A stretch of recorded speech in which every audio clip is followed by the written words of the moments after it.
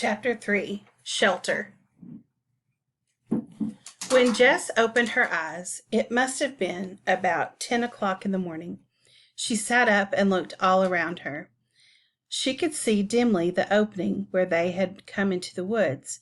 She looked around to see if her family was still safely by her.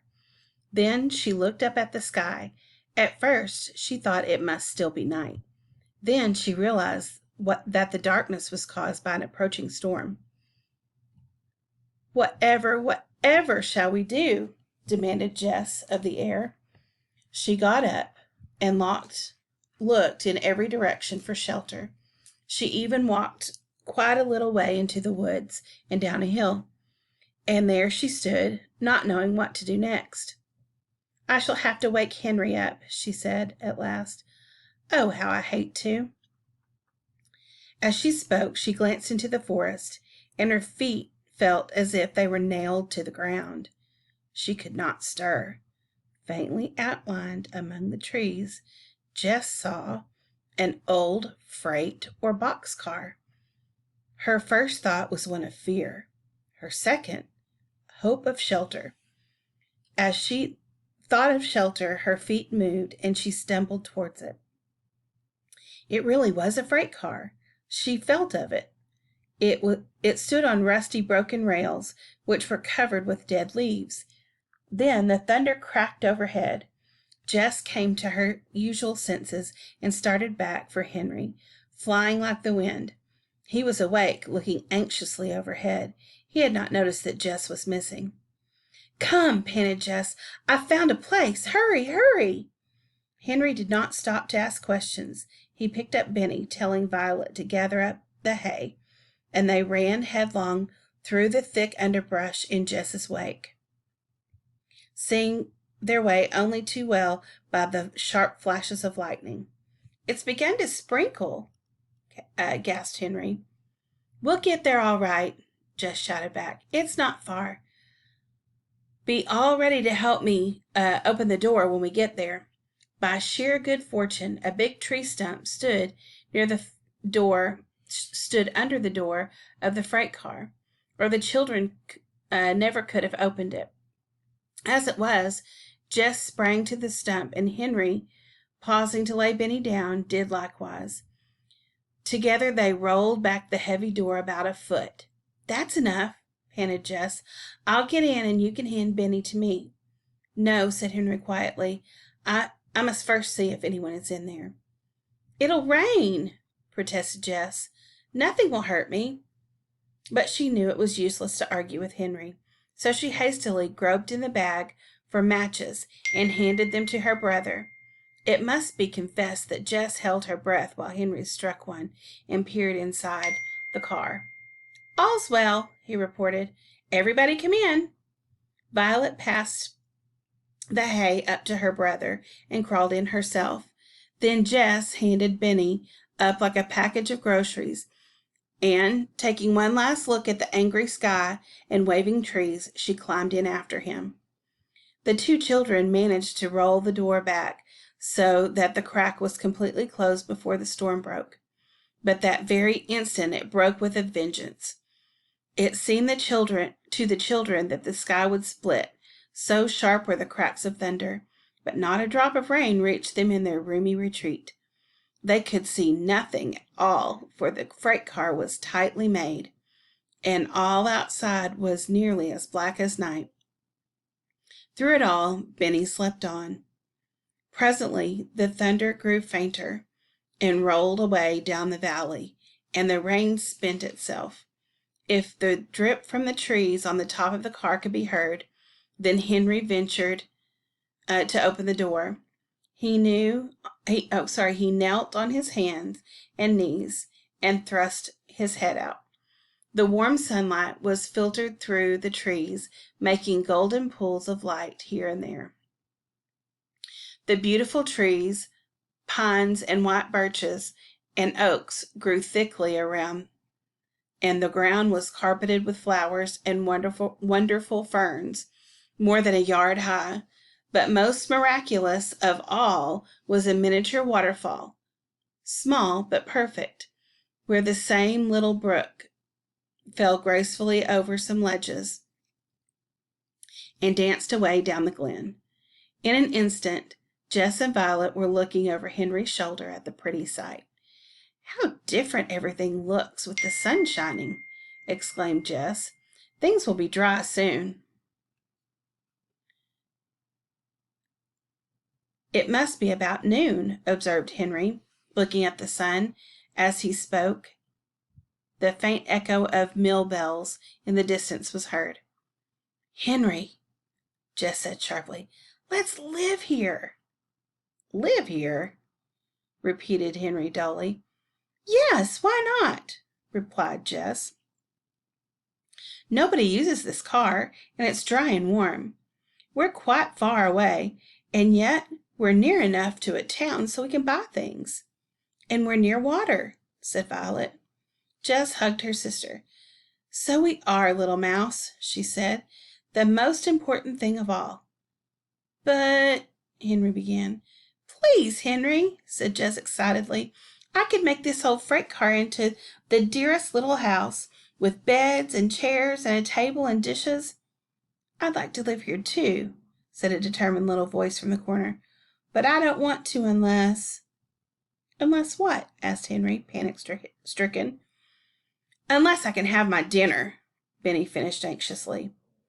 "We'll have something to eat right away, old fellow," said Henry, thankful it was no worse, for he himself was beginning to see what a cozy home this car would make. Jess cut the last loaf of bread into 4 pieces, but alas, it was very dry. The children were so hungry that they tore it with their teeth like little dogs, but Benny was nearly crying.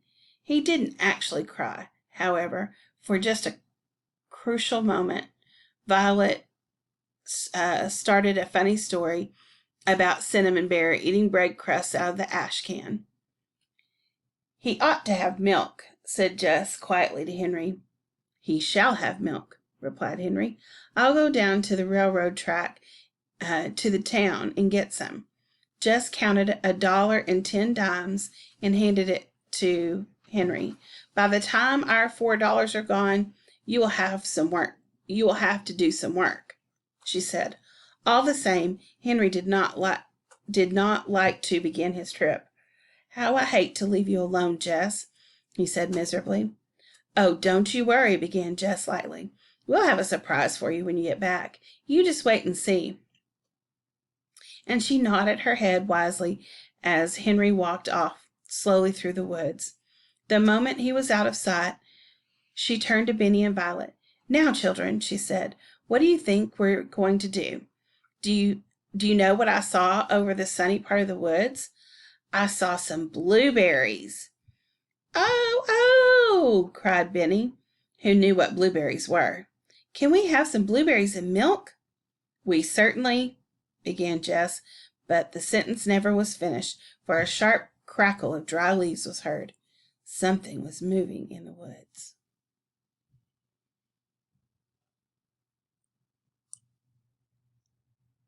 Chapter 4. A New Home. "Keep still," whispered Jess. Benny obeyed. The 3 children were as motionless as stone images, huddled inside the freight car. Jess opened her mouth in order to breathe. Her heart was thumping so wildly. She watched like a cat through the open door, in the direction of the rustling noise, and in a moment the trembling bushes parted, and out crawled a dog. He was an Arendelle, and was pulling himself along on 3 legs, whimpering softly. Jess drew a long breath of relief and said to the children, "It's all right, it's only a dog, but he seems to be hurt." At the sound of her voice, the dog lifted his eyes and wagged his tail feebly. He held up his front foot. "Poor doggie," murmured Jess soothingly, as she clambered out of the car. "Let Jess see your poor lame foot." She approached the dog carefully, for she remembered that her mother had always told her to never touch a strange dog unless he wagged his tail. But this dog's tail was wagging. So Jess bent over without fear to look at the paw. An exclamation of pity escaped her when she saw it, for a stiff, sharp thorn had been driven completely through one of the cushions of the dog's foot, and around it the blood had dried. "I guess I can fix that," said Jess briskly, "but taking the thorn out's going to hurt you, old fellow." The dog looked up at her as she laid his paw down and licked her hand. "Come here, Violet and Benny," directed Jess. She took the animal gently in her lap and turned him on his side. She patted his head and stroked his nose with one finger, and offered him the rest of her bread crust, which she had put in her apron pocket. The dog snapped it up as if he were nearly starved. Then she held the soft paw firmly with her left hand and pulled steadily on the thorn with her right. The dog did not utter a sound. He lay motionless in her lap until the thorn suddenly let go and lay in Jess's hand. "Good, good!" cried Violet. "Wet my handkerchief," Jess ordered briskly. Violet did so, dipping it in the running brook. Jess wrapped the cool, wet folds around the hot paw and gently squeezed it against the wound. Meanwhile, the dog was trying to lick her hands. "We'll surprise Henry, won't we?" Benny laughed delightedly. "Now we got a dog." "To be sure," said Jess, struck with a thought, "but that isn't what I intended for a surprise. You know I was intending to get a lot of blueberries and maybe find some old dishes in a dump or something." "Can we look while you hold the dog?" asked Violet anxiously. "Of course you can, pet," said Jess. "Look over by those rocks." Benny and Violet scrambled through the underbrush to the place Jess was pointing out and investigated, but they didn't hunt for long, for the blueberries were so thick that the bushes almost bent over with their weight. "Oh, Jessie!" screamed Benny. "You never saw so many in your life! What'll we pick 'em into?" "Come and get a clean towel," said Jess, who noticed that Benny was already picking into his own mouth. "But that's just as well," she thought, "because he won't get so hungry waiting for the milk." She watched the two children a moment as they dropped handfuls of the bluish globes into the towel. Then she carefully got up with her little patient and went over and sat down in the center of the patch. The blueberries were so thick she did not have to change her position, for the towel held over a quart. "Oh dear," sighed Jess. "I wish we could hunt for some dishes, so we would have some blueberries and milk." "Never mind," said Violet. "We can just eat a handful of berries, then take a drink of milk when Henry comes." But it was even better than that, for when Henry came he had 2 bottles of milk under one arm, a huge loaf of brown bread under the other, and some golden cheese in wax paper in his pocket. You should have seen Henry stare when he saw what Jess was holding. "Where in the world—" began the boy. "He came to us," Benny volunteered. "He came for a surprise for you, and he's a nice doggy." Henry knelt down to look at the visitor, who wagged his tail. "It wouldn't be a bad thing to have a watchdog," said Henry. "I worried about you the whole time I was gone." "Did you bring some milk?" inquired Benny, trying to be polite, but looking at the bottles with longing eyes. "Bless his heart," said Jess, struggling to her feet. "We'll have dinner right away. Or is it supper?" "Call it supper," suggested Henry, "for it's the last thing we'll have to eat today. And then tomorrow we'll start having 3 meals every day," laughed Jess. It was certainly a queer meal. Whatever it was, Jess, who liked above all things to be orderly, spread out a big gray laundry bag on the pine needles for a tablecloth. The brown loaf was cut by a very excited little hostess into 5 thick squares, the cheese into 4. "Dogs don't eat cheese," Benny remarked cheerfully. The poor little fellow was glad of it too, for he was hungry. He could hardly wait for Jess to set the milk bottles in the center of the table and heap the blueberries in 4 little mounds, one at each place. "I'm sorry we haven't cups," Jess remarked. "We'll just have to drink out of the same bottle." No, we won't, said Henry. We'll drink half of each bottle so that will make us at least 2 things to drink out of. Good for you, Henry, said Jess, much relieved. You and Benny use one. Violet and I will use the other. So the meal began. Look, Benny, directed Henry. Eat a handful of blueberries, then take a bite of brown bread, and then a nibble of cheese, and now a drink of milk. It's good, mumbled Benny to himself all through the meal. You must not imagine that the poor wandering dog was neglected, for Jess fed him gently, as he laid in her lap, poking morsels of bread into his mouth and pouring milk into her own hand for him to lap up. When the meal was over, and exactly half of each bottle of milk remained, Jess said, We're going to sleep in beds tonight, and just as soon as we get our beds made, we're all going to be washed. That'll be fun, said Benny. That'll be fun, Benny, said Violet. We'll wash our paws in the brook just the way Cinnamon does. First, let's gather armfuls of dry pine needles, ordered Jess. Get those on top that have been lying in the sunshine. Jess laid the dog down on a bed of moss as she spoke and started energetically to scoop up piles of the fragrant needles. Soon a pile as high as her head stood just under the freight car door. I think we have enough, she said at last. Taking the scissors from Violet's work bag, she cut the laundry bag carefully into 2 pieces, saving the cord for the clothesline. One of the big squares was laid across Benny's hay and tucked under. That was the softest bed of all. Violet's apron and her own she cut off at the belt.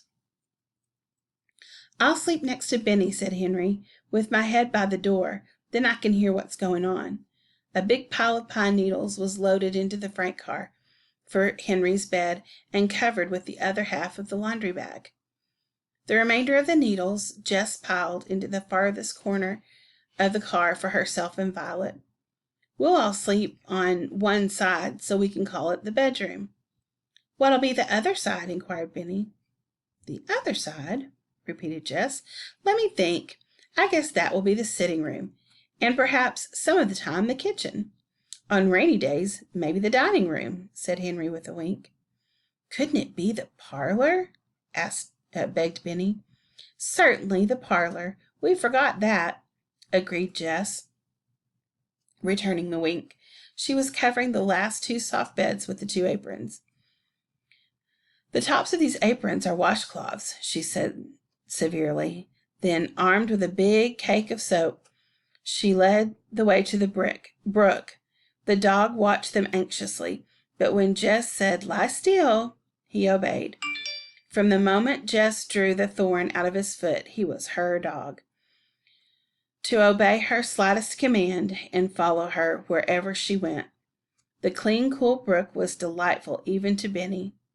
The children rolled up their sleeves and plunged their dusty arms into the waters, quarreling good-naturedly over the soap, and lathering their stained faces and necks with it. When they were well rinsed with clear water, they dried themselves with the towel. Then Jess washed both towels nicely with soap, rinsed them, and hung them on the clothesline of tape, which she had stretched between 2 slender birch trees. They flapped lazily in the wind. Looks like home already, Jess, said Henry, smiling at the washing. The tired children clambered into the bedroom, Jess coming last with the wounded dog. We'll have to leave the door open, it's so hot, said Henry, lying down with a tired sigh. And in less than 10 minutes they were fast asleep, dog and all. Asleep at 6 o'clock, asleep without naming the dog, without locking the door, without fear, for this was the first night in 4 that they had been able to go to sleep at night, as children should.